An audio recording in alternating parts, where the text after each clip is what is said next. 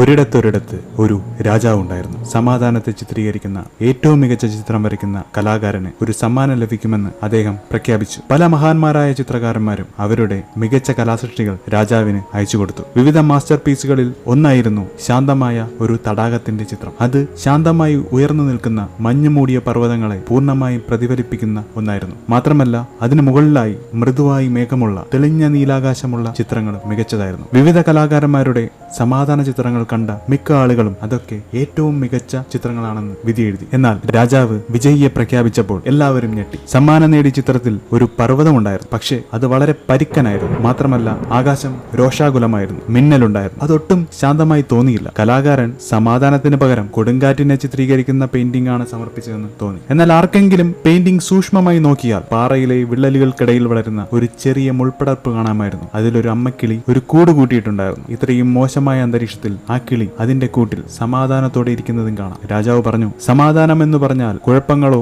ശബ്ദകോലാഹലങ്ങളോ ഇല്ലാത്ത ഒരിടം എന്നല്ല. സമാധാനം എന്നാൽ ഏതൊരു കുഴപ്പങ്ങൾക്കിടയിലും ശാന്തമായി ഇരിക്കാൻ കഴിയുക എന്നുള്ളതാണ്. യഥാർത്ഥ സമാധാനം എന്ന് പറയുന്നത് മനസ്സിന്റെ അവസ്ഥയാണ്, ചുറ്റുപാടുകളുടെ അവസ്ഥയല്ല. ചുറ്റുപാടും കുഴപ്പങ്ങൾ നിറഞ്ഞതാണെങ്കിലും അമ്മ പക്ഷിയുടെ ശാന്തത സമാധാനത്തിന്റെ ഏറ്റവും നല്ല പ്രതിനിധാനമായിരുന്നു.